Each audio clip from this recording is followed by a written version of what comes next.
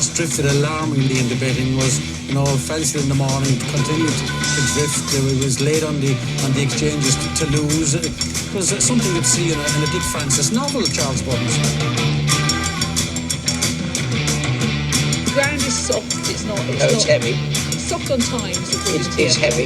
Okay. Good evening and welcome to the Ebor Sunday Sermon. Yes, it's the Fallout show from York this week. We've got all your questions and we will be discussing the York races and picking out the best of the best and the worst of the worst. Myself and John Lang are joined as usual by Chris Marshall. Good evening, chaps. Good evening. Yes, Lord Malver, as you better known on Twitter. Ruthlessly exposed by the press. How about that? Fucking hell, huh? Yeah, the Guardianistas are after you, Christopher. They are.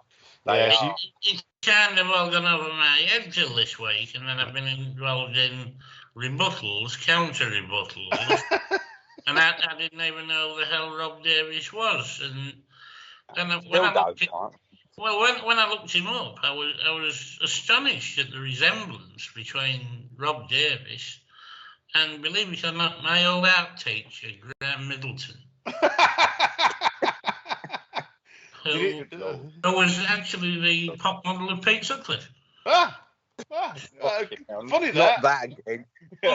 That's what started all the trouble. Yeah, funny that. He's got a lot to answer for as Peter Sutcliffe. Christ. Yeah. Well, I'll be honest, I wasn't expecting 3 rebuttals this week. Obviously, I knew about Chris's piece, and then in came Councillor Woodman wading in with his size 9s, and the old West Ham Stanley knifer. Nick Davis chimed in with his piece, all available free to view on, of course, Bar Steward's Patreon, and you might want to slip us £7 as well if you just pass him by, Yeah. If not, Nick Davis will open up in a fucking beans. How about that? Yeah, he fucking will. Right, let's get on to the action this week. And it was an interesting week, to say the least, because we had some celebrities sit down with us, which I'll get onto in a bit. And we had Blucky sit down with us, Lucky Blucky, Mr. Never Lose. But first of all, he had too many, John, hadn't he, on the Thursday? Poor old Blucky.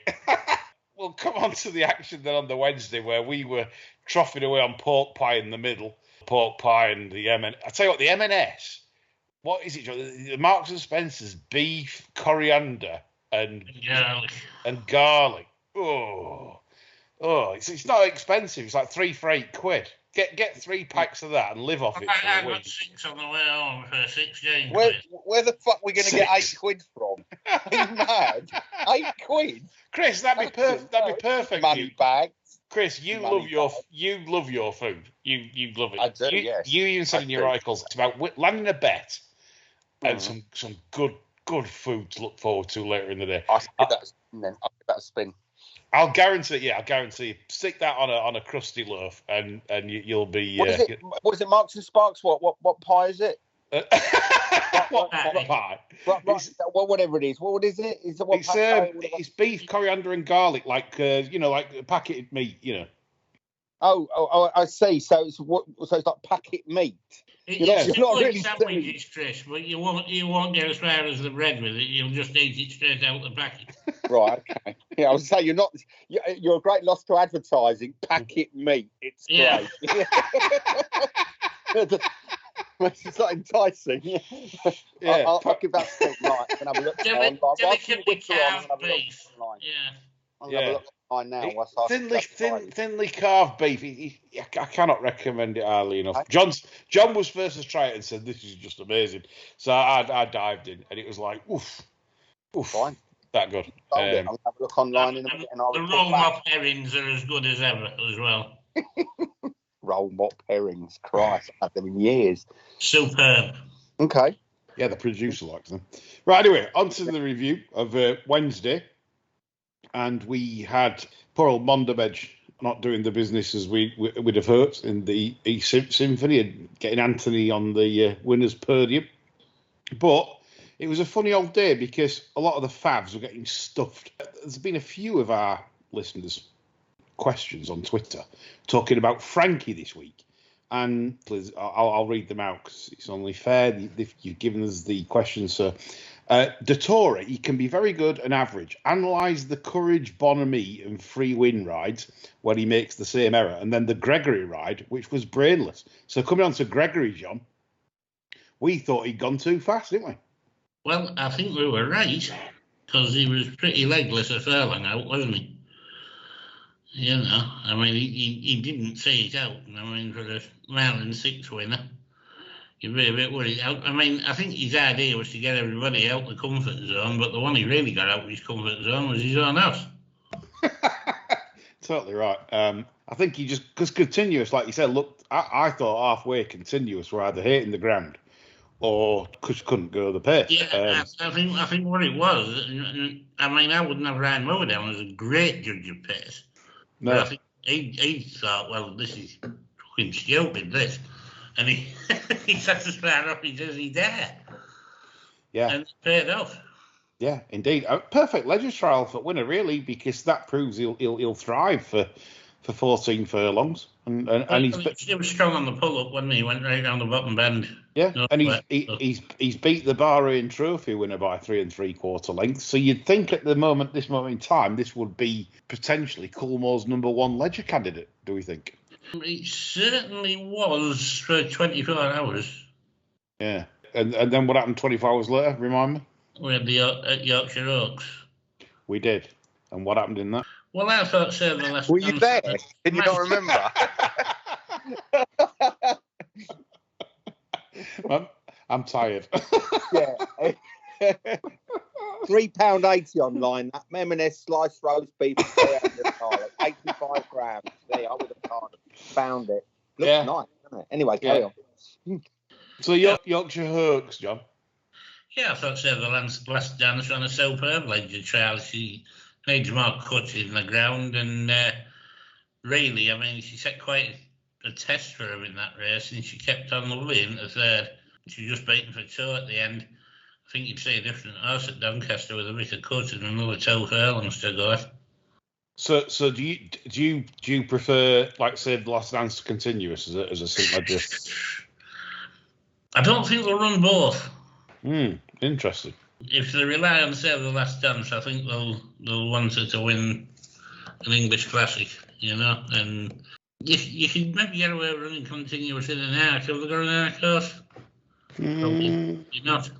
No, well, probably not. No, Continuous is 4-1 best price, Paddy Power Betfair for the St. Ledger, and Save the Last Dance is 12-1 with Sky Bet, and 10s with Denise. It's hard to second guess them, isn't it? I mean, if you put a gun to me, I'd back Save the Last Dance, but I wouldn't bet now. I would choice. Yeah. I suppose Gregory backers, if they got up for the ledger in that Frankie just went too fast and blew its brains out. Well, I'd be a bit pissed off that he went and emptied the arse out 2.5 weeks before the ledger, to be honest. Well, we didn't get that, did we? Why would you run in a race with the £3 penalty? And that looked like height of stupidity to me.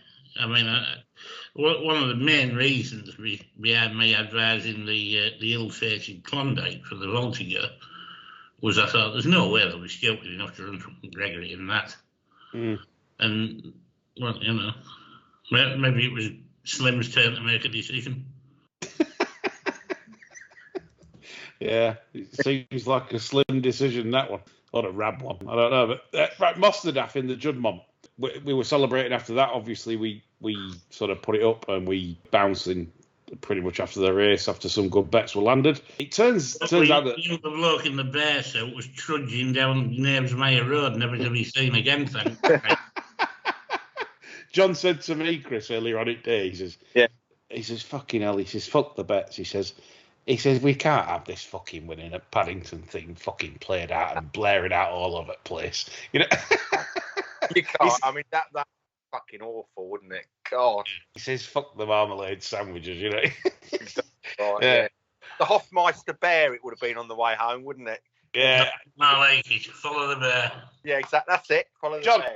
if you were turntable master and Paddington had a want judgment and you could have like sabotaged it and walked in and said, "Now then, mate, your missus is ill, fallen ill. Go and get a taxi. I'll Happy sort this days out." are here again on the plate. Yeah. Yeah.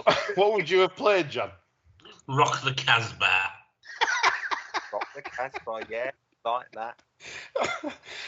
Yeah. So anyway, Mostadaff, very, very impressive. As we stated on the show, pre-Antipur show, we said that Mostadaff ran extremely well fresh and was unbeaten fresh, and he did it again. And yeah, it was fantastic. So Paddington, we think, he's possibly over-egged the pudding. He's even said in the Racing Post, John, that he probably stretched the elastic band with Paddington. No, I'm not entirely sure whether the trainers at fault here. I think there's been a lot of hype about Paddington, and a close examination of his form did increase our confidence before the race. They're just gagging for a champion every year now, and he hadn't really beaten a proper horse, had he? You know what I mean? I know Chaldane's all right, but he's not one of the tip-top Guineas winners. No. And the form at Goodwood just hanging on from the frog. We were pretty confident we must have, to be fair. Yeah, I know. I've had messages from lots of people that do listen to us. there are a few. Did all 11 races? Yeah. I think we had 2 or 3 sort of say about Paddington that they'd laid him the last twice. So like it was like the martingale system. So they had to go all in again and stripe it again on what we were saying. So no, we hope everyone's had a good result from that listen to the show. That was all good. So moving on to Thursday, more good action there. We had the Lowther that sort of ran to form, didn't it, John? It like Relief Rally, Cherry Blossom, the right horses were there. Yeah, pretty much. Symbology is a fairly solid marker. I mean, we actually had a tip for Dorothy Lawrence, which we studiously ignored, so we were glad that one didn't cop. Yeah, 66. Finished 4th. Yeah. But yeah, I mean, it sort of worked out as you would have expected. I don't think we saw a Guineas winner, do you? No, I think what you have. I mean, it's. I know it's. Should we get some cliches out? But it's a cliche, isn't it? There was like 2 lengths between the winner and 6th place, which means, well, they can't all be brilliant, can they?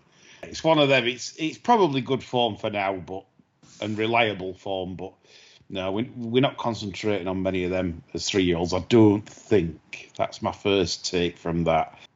The Yorkshire Hoax, Warm Heart, was successfully tipped up by Nick Davis, and he was very confident to a degree, and we got his reasons in as well with the Save the Last Dance on fast ground. Blue Socking ran a bit flat. God, I've got gin and vodka and tiredness. I'm terrible today. And Free Wind, the Gosling horse, that's the talking point, obviously, from a few of our listeners that have said the ride on this was shocking, John. And looking back, he gave this too much to do, didn't he? He didn't really. I mean, when you look at that time, they have to have gone like stink on the front end. And I mean, he's probably made a split-second decision to keep out of it, and he's got beat ahead. I think he's been a bit unlucky there, rather than a shit ride. Okay, yeah, there'll be some that disagree with that, but and to be honest, I'm in the sort of in between that camp. I'm not in the that was fucking shit. I'm in the sort of, well, maybe Frankie could have had Free Wind a little bit, tiny bit closer than what he did off top. Maybe a bit more tabs on obvious dangers, shall we say? Yeah. But to me, as I say, I think Save the Last Dance ran a hell of a ledger trail there, and the time bears it out. An immense time, fast by 3.24 seconds. To stay on that front end on ground she wasn't that sweet on. I think that was the best run of her life. Which brings us on to another question or a mention from Peter Robinson. And he says, the York Clerk of the course showing how irrigation should be applied. More to the point, not applied to produce proper flat racing ground all week. good to firm, good in places, with standard times adhered to or faster under all 4 days. Thoughts, John? Exemplar, isn't it? You know, I mean, the Derby meeting was just okay, got away with it. Ascot was not satisfactory in any way, shape or form, because that was funny ground, and we've been proven right time and time again, ignoring certain lines of form from that meeting.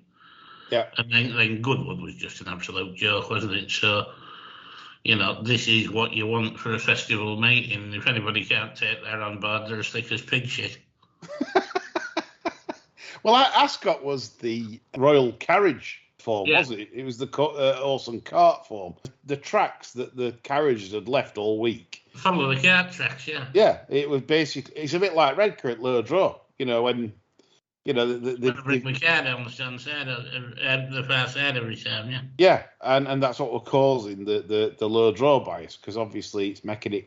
It's a bit like when the patrons and the members, Chris, at Wentworth, trod down the rough, and you see, I always think professional golfers have it right off, because they have the stands at the back of the green, so it can't scoop 40 yards past the flag. Right, it just bounces off the back, and they even get free drops. And then when the patrons of Wentworth and the members, they're trampling down the rough. So then the ball goes in the rough, and it's like a fairway lie. Well, I mean, I used to employ someone to trample down my divots when I was playing. That's how rich I was. Were they big ones? Big ones, they were fucking bunkers. The marks I used to, I used to live in the trees, and I used to call them out to sort of, tee up my ball and trample down the divots. So yeah, happy days. You'll get a fairway lie with your battens anyway, because you're on the next fairway. Oh yeah, this is it. I mean, everyone moans at me when they play me, especially for money.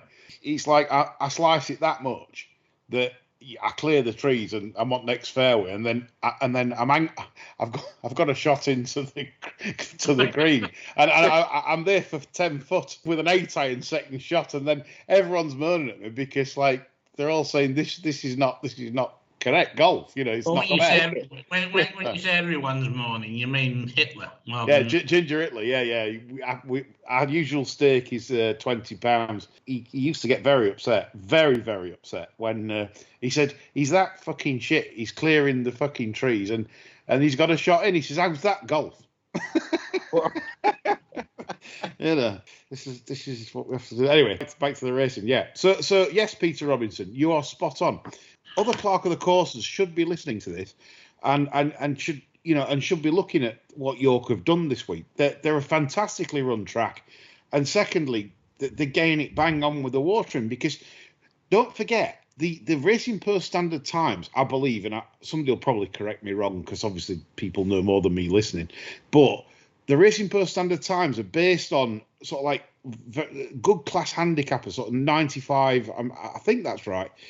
That round about that rating, that's racing. You should hit Racing Post standard on good ground, right? So we've moved on in times that no, you can't hit standard.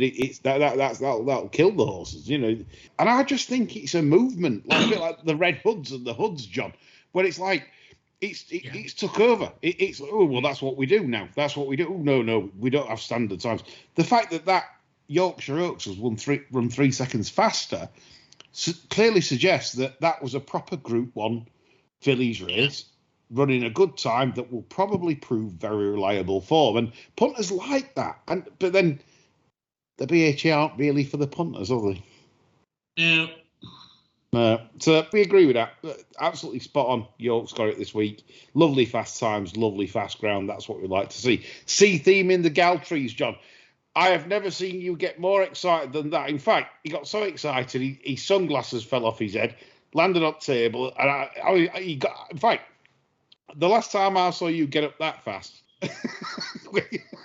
was when well. It was when a startlingly good-looking woman of his walked through the door back in York, back in the good days, back in the day. John, please answer me. What did you have on that? Tell the punters. Was it large bet for you? Because you keep things. Yeah. Honestly, I have never seen him animated like that. He was unbelievable. added to the fact it was struck at 8-1. Yeah, exactly. I was very excited. Yeah, no, and it went off a Welbeck 5-2. So that's trumpets for Chris Paul there. Where does this run, please? Yeah. Well, yeah. He's like, yeah. Where does this run, please?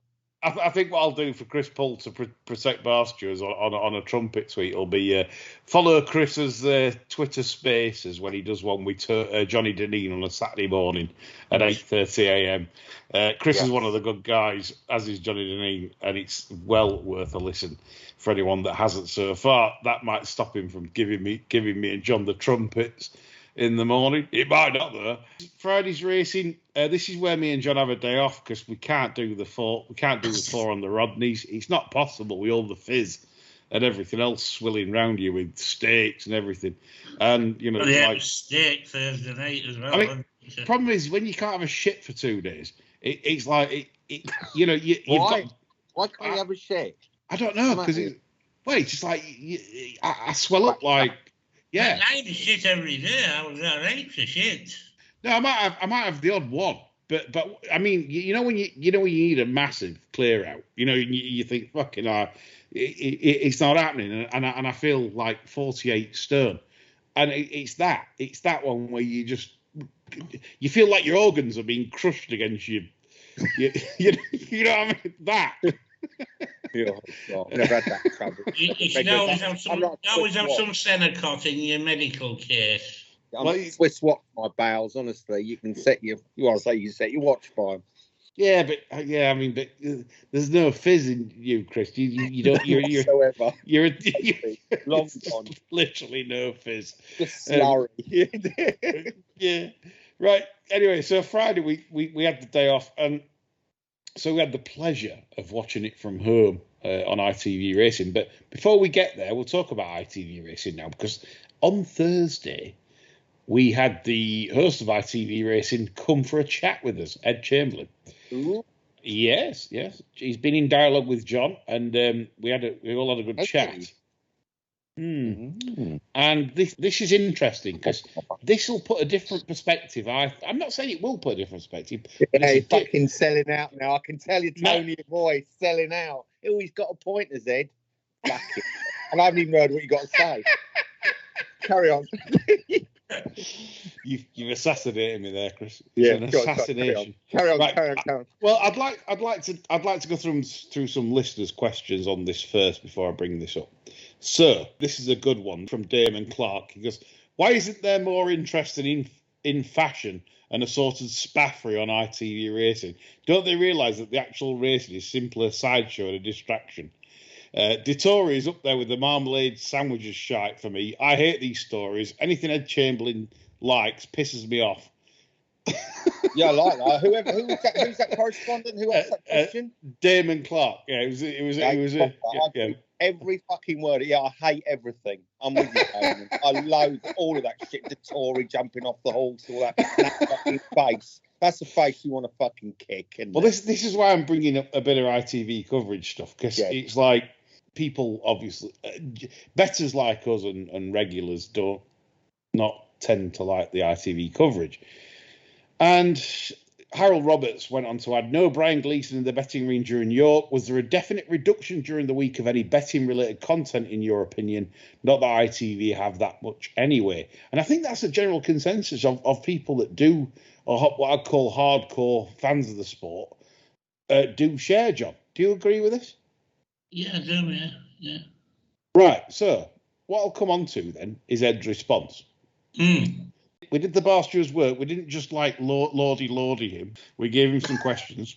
We said, "Ed, what's the reason for the lack of betting content?" So Ed defended it vehemently by saying, "Well, viewing figures are extremely good, incredibly good. In fact, that's what he was going about most of the time, viewing figures." And he says if he believes, and so do the ITV execs, etc., that if they just solely concentrated or put a lot more betting content into it, that they reckon people wouldn't watch.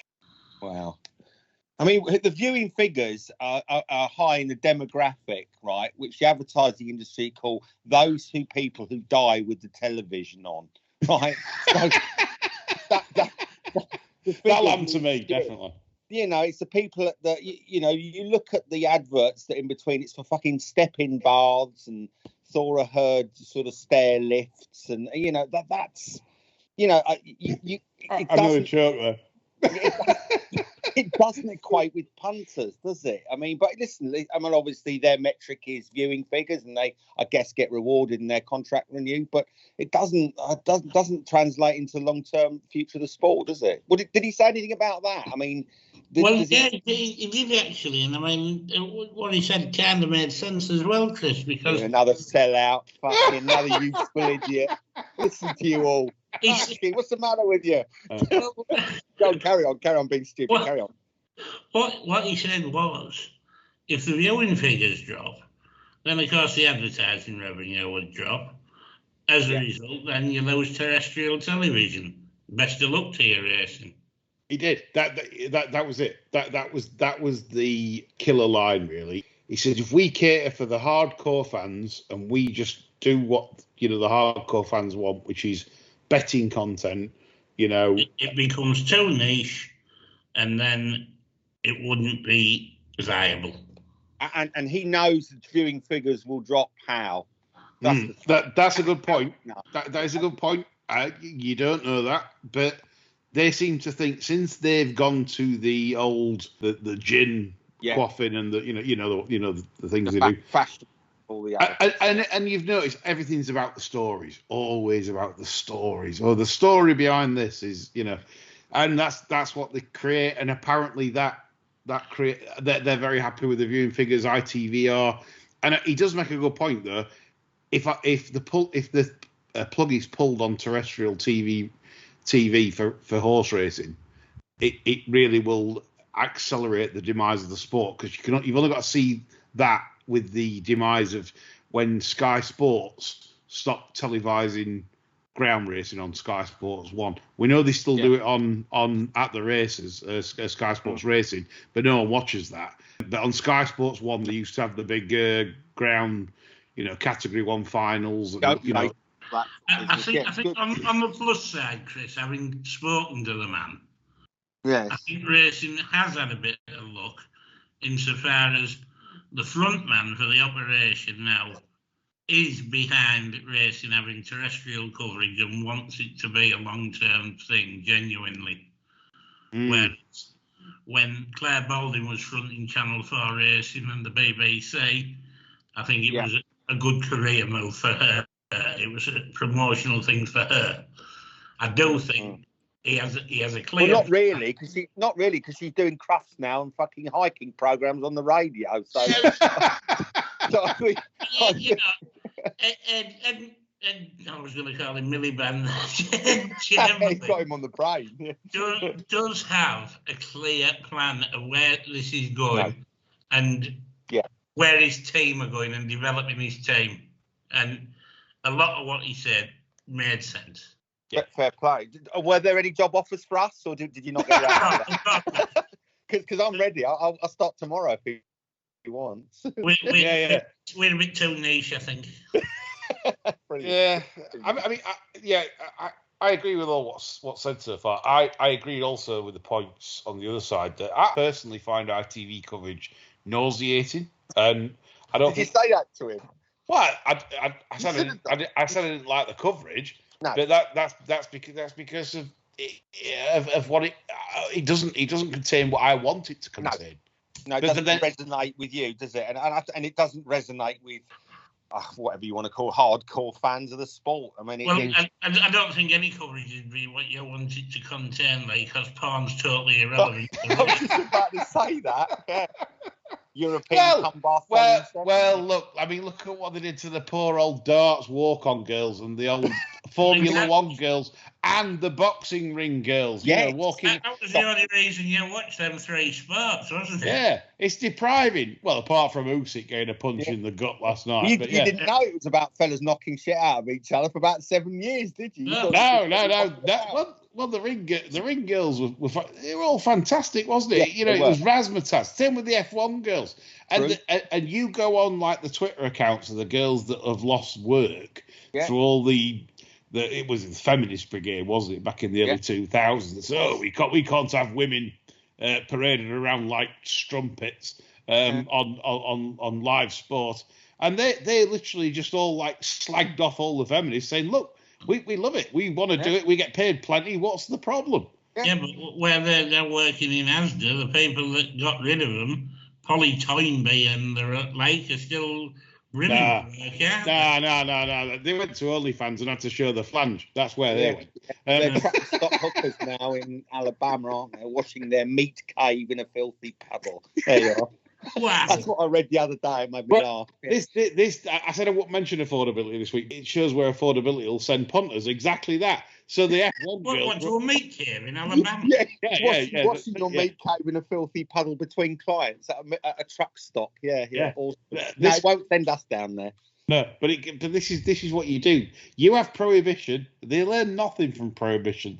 They've learned nothing since the dawn of time. You don't restrict people because the minute you do, where everyone goes in different places or on drugs. How's that going? Yeah. How you getting on with that? Yeah. So all the darts boys and everybody else and the crowd getting a kick out of a girl getting paid $100,000 a year to walk out in front of lots of fans. They go online and do it.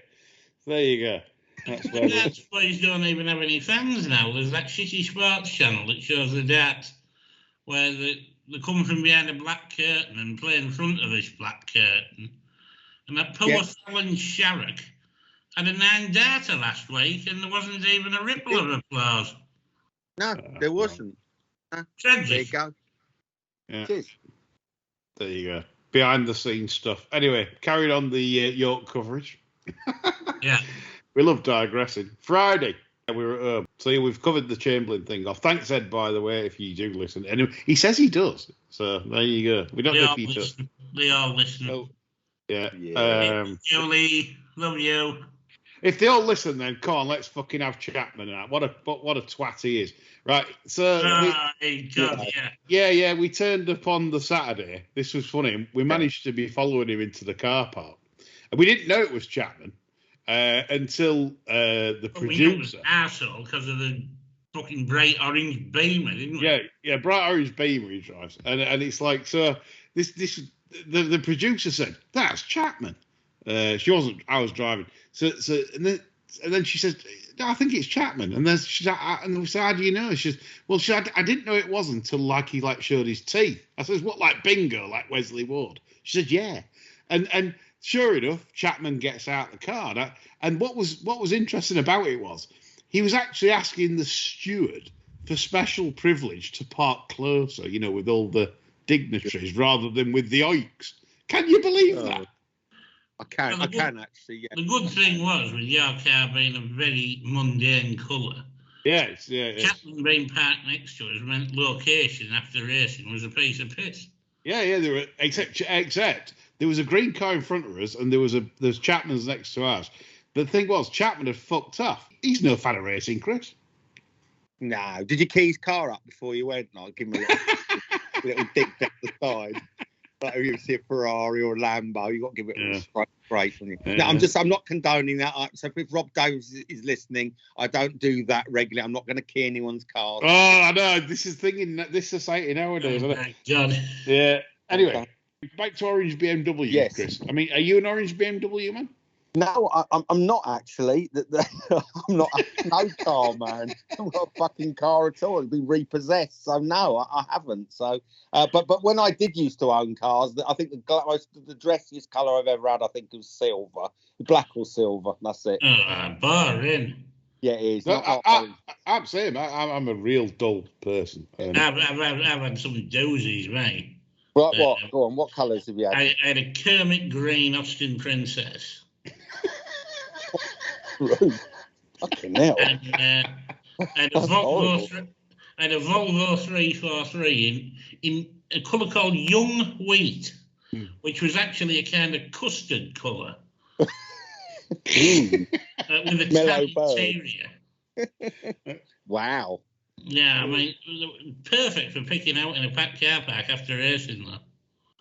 Well, yeah, I was going to say that. Yeah, but I do like the sort of the green Austin Princess. I mean, Christ, that's something else, isn't it? Vinyl roof, did you have with it? Obviously, of course. Vanden Plas, no rubbish. Yeah. Did you? Well, did you ever? I actually had a Rover Vanden Plas. Oh yeah, quality. Yeah. Yeah, lovely. They were lovely big 3-litre V6 guzzle. That was it. That was it. Yeah, the massive engine, didn't it? Yeah. Those are the days. Anyway, back to the coverage. It'll be 3 hours at this rate. Yeah. Lonsdale, Coltrane. What happened there, John, with Courage Mon Ami? People moaning, saying Frankie gave this a shitter. Considering the horse gets 2.5, he did ask that a question, didn't he? Do you think this is a worse ride than Free Win, then? Well, I think people haven't spotted the worst ride of the meeting yet. Go on. And I think that was in the 410. For Philly's handicap. Oh, my God. Oh, yeah. Pain. This was a nightmare for backers of Sisyphus strength from about the 4 furlong pole, well, until they unsaddled, really. Yeah, because O'Shane just sat there like a sack of spuds and let everything happen around him. Well, the more than excellent Joanna Mason rode the pants off him, didn't she? She did. Yeah. She sat on the outside of him to make sure he couldn't get out, and then she kicked when, and then she nicked a good 2.5 lengths before he could get out, and that was the race done. And so if you back Sisyphus strength, that was the unlucky loser of the week. Well, for me it was, because I was on for Fortunes as always. So going back to the Lonsdale, John, you said in your notes, I'll give a snippet to the freebies out of your notes. You said Courage Mon Ami could be a multiple Gold Cup winner in your eyes. Well, yeah, I mean, he's really inexperienced when he won his first Gold Cup, wasn't he? I mean, he's franked that form here at the very least. I mean, another half mile on the Lonsdale, we know what was winning that, don't we? Yeah. And you wouldn't say there's anything screaming to be added to the stairs ranks for next year. No. Possibly the O'Brien horse if he comes back from what's obviously been a fairly bad injury. Kyprios. Yes. Has to be, doesn't it? Yeah, but I mean, that's a big ask. He clearly had something fairly nasty wrong with him. Could you roll this out of being a multiple Gold Cup winner? I say not. I agree with you. This is the one horse going forwards that could improve a lot, and it clearly just stays forever. It stays better than Coltrane does over 2-4. Just Coltrane was better ridden, I felt, in the Lonsdale. And yeah, I'm with you on that. I think you're right. Can't really find anything to take you apart with that one. Al Basti Equiworld Gym Crack. So the Gym Crack dinner, John, is a William Haggard shirt after Lake Forest won the renewal of this from Johannes Brahms. King's Gamble, a horse you like physically very much, was in third. What was your take on this? Well, he flipped the form around with King's Gamble, didn't he? From Newmarket. Yeah, he said he shouldn't have run at Newmarket. He said I like trainers when they do that. You don't hear many trainers these days. Well, hats off to Agus. I mean, he gets thumped in a novice at Newmarket, and then 3 weeks later he says, "Fuck it, we're all right now. We can win the Gym Crack," and goes and wins it. Yeah, he's some boy. He's some boy. You're right. What a guy. Yeah. Johannes Brahms, I mean, this is a horse that we said before the race as well already wanted 7. We felt that, even though it was a strange move to drop it back to 5 behind Big Evs. And again, I think this is another one that will probably improve for further as he goes along. The trouble is now, he's probably earmarked for pacemaking, Joe. He's in the Guineas. Yeah, because he's not top draw. Yeah. So, I mean, he'll get just revved up, won't he, now? And then the Nunthorpe. And you've got it. It's Batman.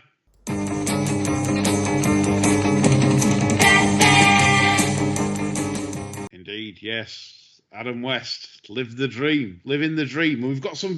This. To be honest, I found this warming because it wasn't one of the clan. But do you know what? What I found around the ITV coverage was like they seem to wax lyrical when it's a big winner like Highfield Princess. They were sort of wanking over Highfield Princess all day, the Yorkshire Queen, all this lot.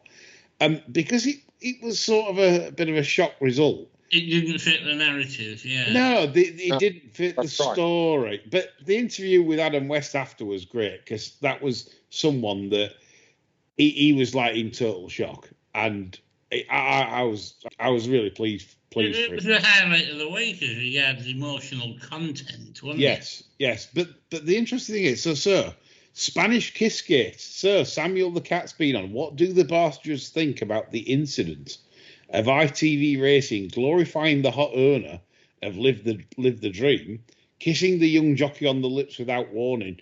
Would they give the same love if Mick Easterby got a winner, getting a winner, kissed a young female jockey on the lips, John? Well, I mean, apparently it's the custom over there, you know. I mean, in some counties over here, the custom is when you're leaving Granny, she tends to slip her tongue in. You know, What was that, the Forest of Dean or somewhere? Getting down that way, yeah. But yeah, like, if that's what they do, that's what they do. I don't think young Sean Curran's too bothered about it. You know, I mean, she's quite an attractive lady. I don't. But what happens if it had been, a gimmer, John? What would you have done then? Well, you know, I mean, it's up to the recipient to defend themselves in the best way they know how, isn't it, really? This is the thing, though, right? In the modern world, right, we've seen the outrage with the Spanish ladies team. Was it one of them got a kiss on the lips? Did they? I believe. Yeah. By the president of the Football Association, I think it is, or a senior executive. Yeah. I mean, I don't know. But then again, is this old soul in a modern world? I mean, I'm not defending this, and I'm not saying this is right, but well, now I know about this. If I bumped into Danny Minogue in Madrid, I'd be saying, "When in Rome, do as the Romans." He'd be thrilled, I'm sure. Oh.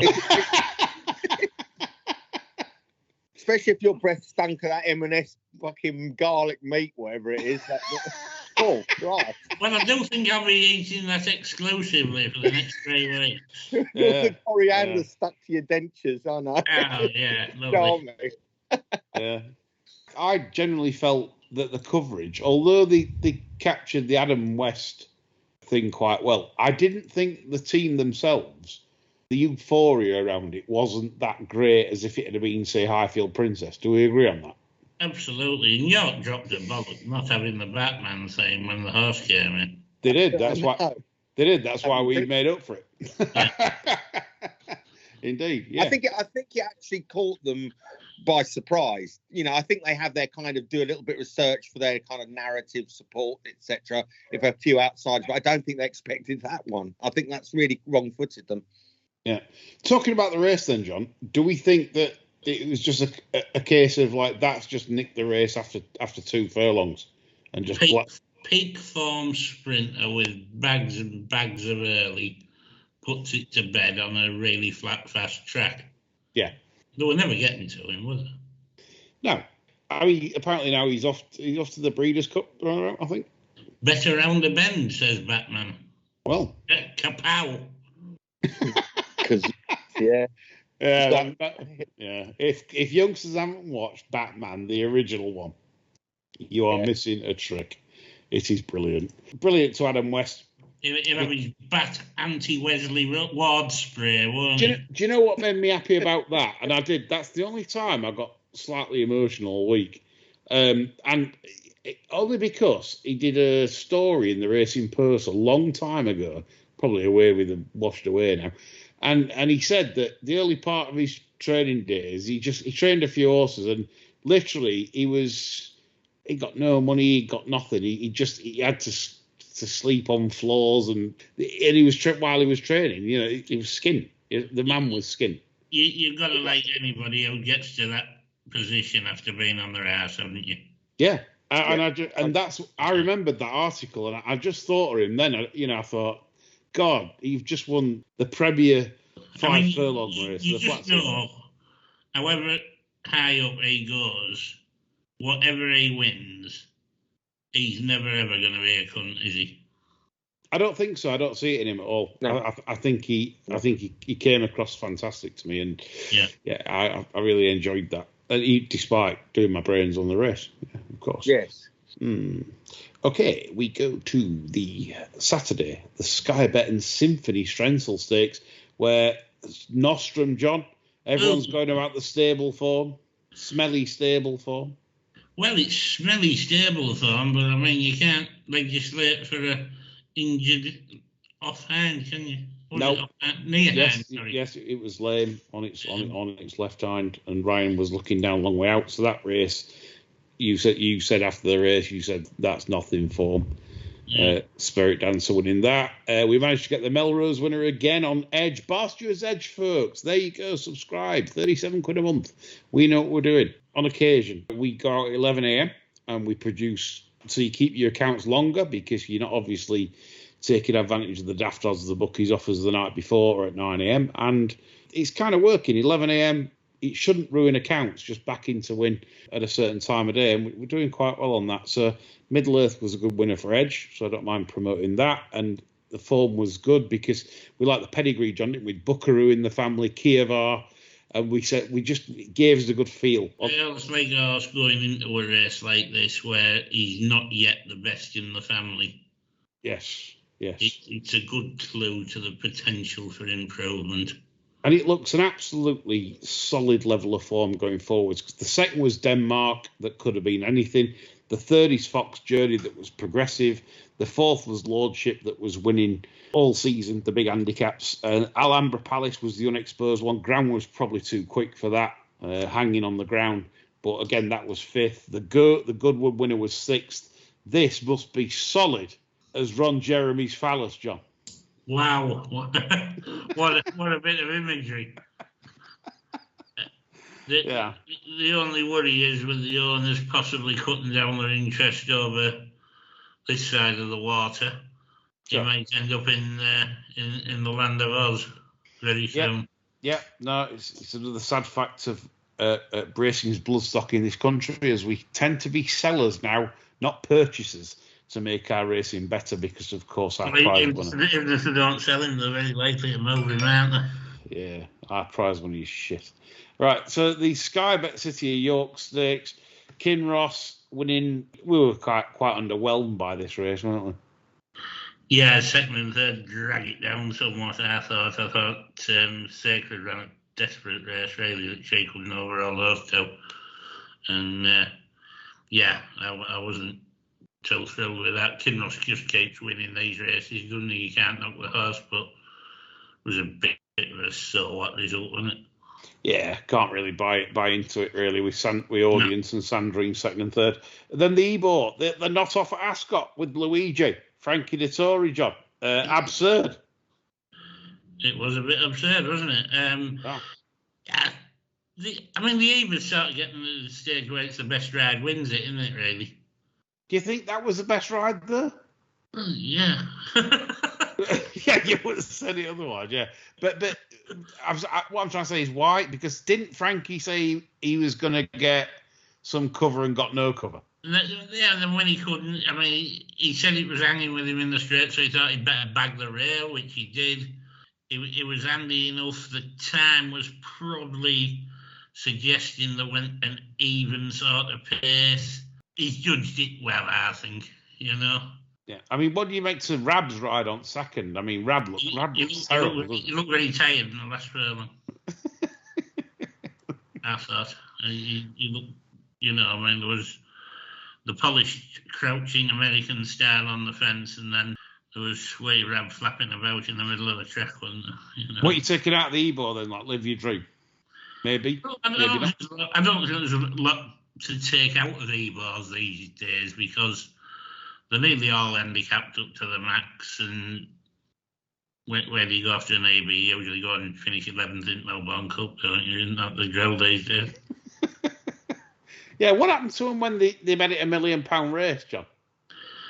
I don't know. It's just stopped now, hasn't it?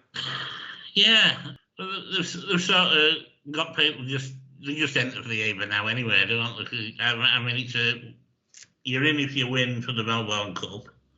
Everybody seems to want to run in the Melbourne Cup until November comes around, and there's only 2 going over. I don't know. It's just becoming a bloody hard handicap to find the winner of it, I think. It is. We're Melrose kind of people, aren't we, really? Well, we like a progressive horse. These are all progressed, haven't they? Indeed. Right, coming on to some of your questions that I haven't touched upon. Don't listen to me 3-point winner. Oh, well, it wasn't a fucking dead eat some again. Absolutely. God, Chris, I'm struggling here because I'm going to have to fend Chris Poole off here. Well, actually, the only thing I was going to say about that was I don't even know how it dead eated. No, I don't. I thought there was. I think 95% of those present thought the other one had won. Yeah, and definitely. That was one of the biggest shocks of the meeting, I thought. It was. I took the 2s on the other in the Furter, but I ended up doing a bit in because obviously they said it was a dead eat, but they're all fucking blind. Anyway, just like me at the end of yesterday, and still am now. I love this one. Brian Brain's been on. I love some of these Twitter names. It's fantastic. Why wasn't Tomo airlifted in for one last rendition of Paul Hannigan the Mannigan? And he said 2. Yeah, why is just everything the Tory wins a Frankie masterclass, but we have never heard about a Frankie shit show. Well, you never hear about an anybody shit show, do you? That's the thing. Well, every rad's wonderful. I mean, you can expect it on ITV, but even the racing channels are very, very sparse when it comes to calling out shockers, aren't they? Yeah. I mean, this is it. I mean, why do Racing TV and ATR not need to? Why can they not go there where other channels won't go, or other mainstream sort of media goes? Sucking from the same trough, aren't they? Old punters will sit there and go, "What the fuck was that?" And yeah, it never gets answered or called out. It's very, very annoying. Daniel Earling says Saturdays are a waste of fucking time. I agree. He says because Racing TV split screens, you get little to no race build-ups, and then if you haven't got a 60-inch telly, John, and you watch it on one of them old 14-inch, 16, 20-inch, the old ones. I mean, fucking hell, you'd need binoculars. You'd be sat there in your chair with binoculars on. Yeah, electron microscope, wouldn't you? Poised over it. He's right there. He's terrible. The tight bastards at Racing TV, right? We need Racing TV to get rid of the Irish, really. Well, there's that. They could do with giving the Irish to the old At the Races boys. But if they don't, people should get on at them to set up 2 TV channels. And so you've got RTV1, RTV2. So basically you can choose to switch when you like. So if you're interested in the Irish racing for the day, or other sort of like lesser racing, say Red and Car, or sign Peter Norton to RTV. So unless it's absolutely necessary, you need never ever have to listen to it. That were interesting this week, though. And correct me if I'm wrong, because obviously we weren't there. But did Cunningham get a gig on Racing TV this week? I don't know. I believe he did. He did. I it myself, but I see very stills of him on TV interviewing people, so I think he might well have done. Right. Okay. Yeah. I just wondered because we may not seen anything of him. They had some funky combinations on this week, didn't they? Really? They did. The Mark Howard Amy Ryan combo was like an Hawaiian pizza with tuna mayo, and Yeah. Yeah. That one out as well, really, didn't it? He did really, yeah. I didn't get that one. This is a good one from Andy McGee because this is close to my heart as well. He said, was it a crafty move by the Sardine jumping off absurd to make others have to wait around at the start? Well, I have said this on previous shows. Any horse that has to be walked for the start has to be withdrawn. That's my view. I'm sorry, but think about it. I'm thinking out of the box here and in years advance. How do you answer an animal rights protester? Because they'll carry on coming for the sports. right, when you have to walk a horse to the start because it won't go to the start, Chris? Yeah, because it's terrified. Well, they have to drag it, don't they? Yeah. So they come from the angle of it doesn't want to race because if it did, it'd just go to the start of its own free will like the rest of them. Yeah, it'll drive itself to the races and all, wouldn't it? And all of that. If it really wanted to, it'd build its own stables, wouldn't it? After Rob Davis, now you've done with them all. You're saying fuck I'm done. them all. Yeah. I'm done with them all. I hate the media now. Fuck them. They're all idiots. Bidders has been on and he said, why can't all race courses be as well run as York? Because the 11 people running York are way too busy to run the rest of them. That's a good question because it's a calibre of people that's employed, isn't it? Yeah. I have to say, attending York and watching York and the irrigation that was applied this week, etc., gave me the utmost confidence that I could place my bets in absolute 100% resounding confidence, not knowing that we're going to get like what we've got at Goodwood this weekend because they're probably chucking God knows how much shit on in between meetings. There wasn't so worry with the ground, was there? No, you were never ever worried that like you even said it, John, on the Taster show and the York preview show. You said no worries, this ground will start good to firm, and it did. Yeah, and that's it, and it kind of takes all that worry out as a punter. But yeah, brilliant. They got one thing wrong in the entire week, and it was a minor quibble. And that was introducing the jockeys one after another before the Ebor. Oh, that was funny. Yeah, that's my next question. So, what Racing's About podcast said about right? Shall we have Ryan Moore doing jazz hands?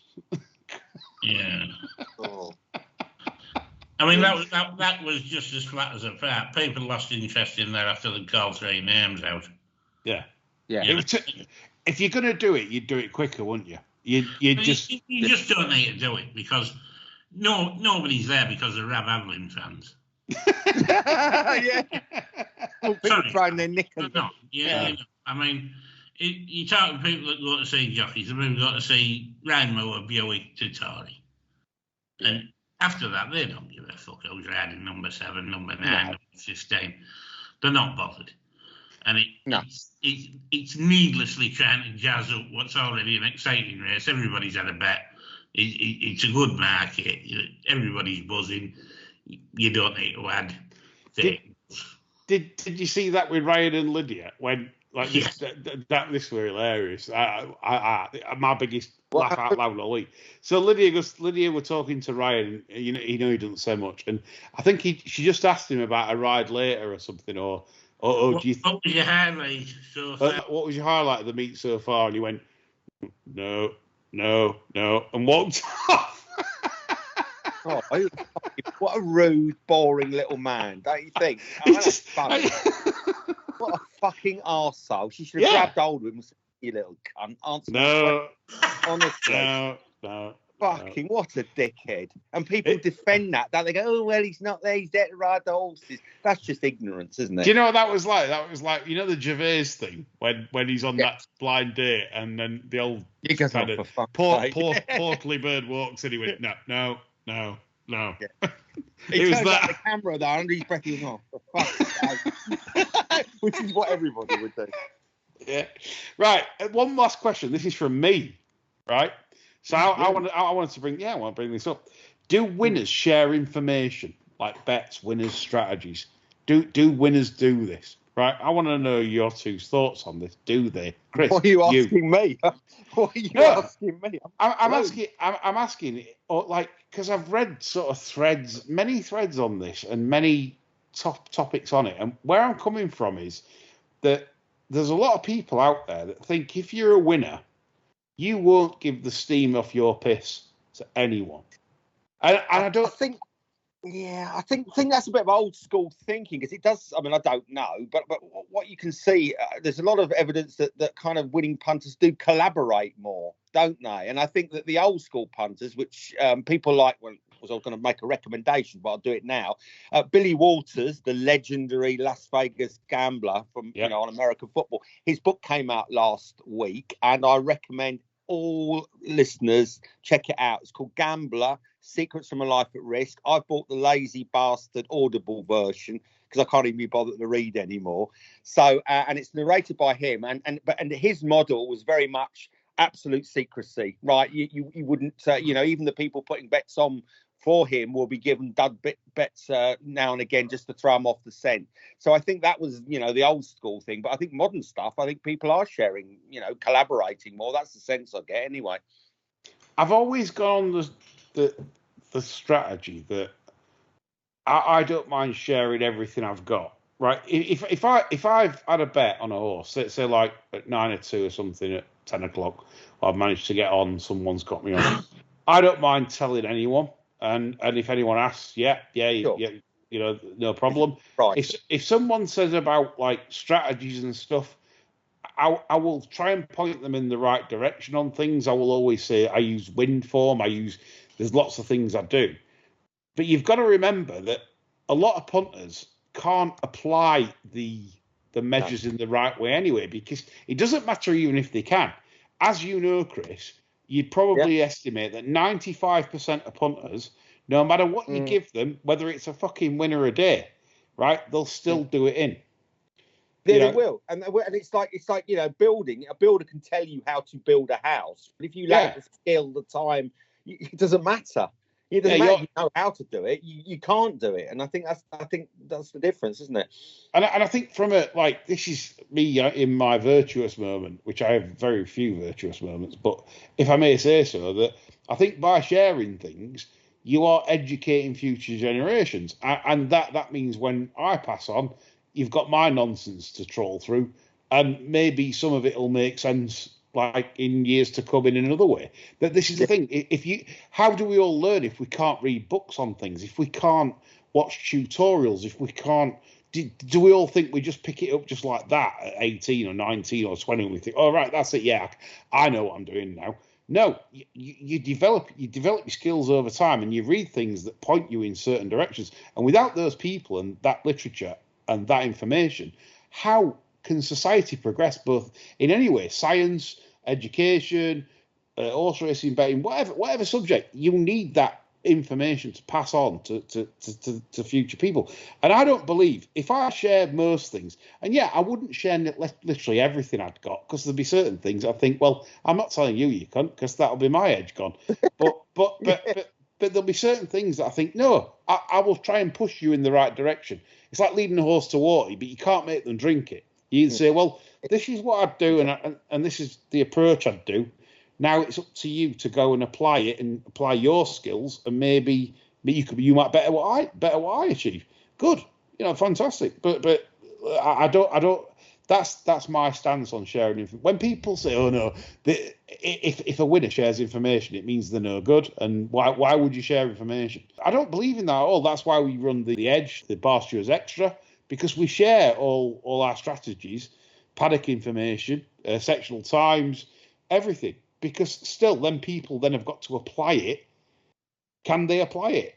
And then the ones that can't usually likelihood no. Yeah, likelihood is overwhelmingly no. So I think it doesn't matter. Most people, as we've said before, just want to be told a horse to bet. That's it. How you arrive at that or what method, they don't care. Not interested. Just give us the end product. Exactly. As long as the winnings are paid and at the end of it, and that's it. No one actually cares how you got there in the end. So no one wants an unlucky loser. No one wants they just want a winner. And so for me, I like to share as much as I can. So if anyone approaches me, I'm happy to share most of what I know.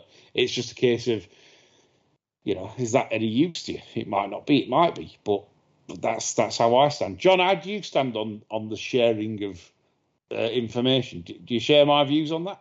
If anybody asks me anything, I'm more than happy to tell them what I think.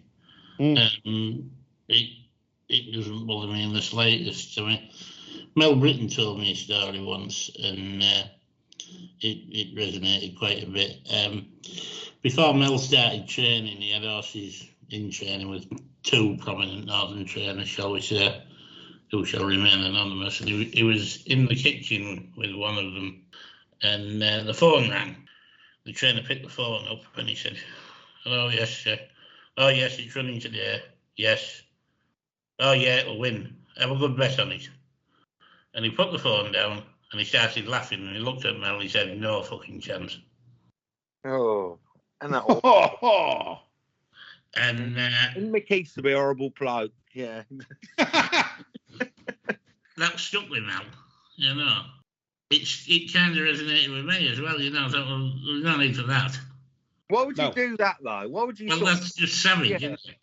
yeah, but you mentioned it, Chris. The Walters guy that Yeah. you know, and you said he shared. There's people out Duds. there that'd rather put you away than Yeah, any sort of helping hand, you know. I mean, Yeah. we You'd had say, somebody. you'd say nothing, wouldn't you? I mean, bottom line, if you want to put someone away, you'd either sort of really downplay it and say, "Oh, you know, doing its best," but blah blah, or you try and say nothing. You wouldn't, you know, outwardly put someone away to lose money. Or I wouldn't anyway. I mean, we had someone this week who will possibly feature in a later podcast, who was determined to back the O'Meara horse in the Clipper this week. Yeah. I pointed out to him that the draw was 18. He'd had a tip direct from the stable and he was adamant it was going to win. I said, well, when you got this tip, they didn't know it was drawn 18. I said, good point. So trying to steer him away from it, I said, well, would you back this if it was a straight track and he was going to give him a 75-yard start? And he said yes. And, Okay. Fair enough. And I ceased to exist after that. Yeah. I'd done my bit, you know, and it was all to no avail. But I did try. I think sharing strategies is the best way, because I genuinely think that punters cannot. And I'm not being critical, I am, but the general public in general will not be able to follow for very long. Their tolerance for failure is very low. It won't, you know, you could have 8-9 losers on the bounce following a certain strategy or a certain tipster, and I'm pretty sure that a lot of that demographic would give up and do something else. It's very interesting you say that, and without sort of plugging that book, but Walter said that when he first set up his sort of computer guy syndicate, you know, with this sort of powerful algorithm, way before anyone else, he had a co-investor. I can't remember who it was. I think it was a very, very famous American poker player, you know, World Series of Poker champ. I can't remember who it was. And basically, he said, right, you know, I've got this. They know each other. You come in with me. Yeah. We're going to, you know, he said, we've got an edge of something stupid, like 20-25% over the market. He said, you know, we will win. Brilliant. So the guy went in, all in. And, you know, and the strategy was they used to bet loads and loads of games. So overs, unders, you know, fucking all the handicap, college, a lot. So they'll be putting out up to $10 million every weekend, right? So they started out week one. I think they made a loss of about $1 million, right? And on the Sunday evening, after the last game had finished, the professional gambler, the poker player, the man who loved risk said, fuck this, I'm pulling my money out. After 1 week of a loss, he pulled out. And obviously, weeks 2, 3, 4, they made a huge profit. But it just goes to show that even people that make a load of money and understand the game, 1 week of losses, he said, oh, no more of that, fuck this. And that was it, he pulled out. There you go. Yeah. And that's it. So if anyone asks me, and you come to me personally and say, well, you know, do you do any masterclasses on things like this? Yes, pay your £37 and come and join us on Bar Stewart's Patreon. Yes. Then you get it all. You get me, John and Chris full time, because there's going to be a midweek madness show this week. Me, John and Chris will be on. This is be your show for patrons. So again, it's just for the £7 you'll get that. And it's all good fun. And it's your show, so we answer your questions openly and honestly. It's been a fabulous Sunday sermon, and I wish you a wonderful end to the weekend. Myself and John are going to rest up after a very heavy York, and we'll be back on Friday show as normal. We hope you have a great week. That's all from us. Bye for now.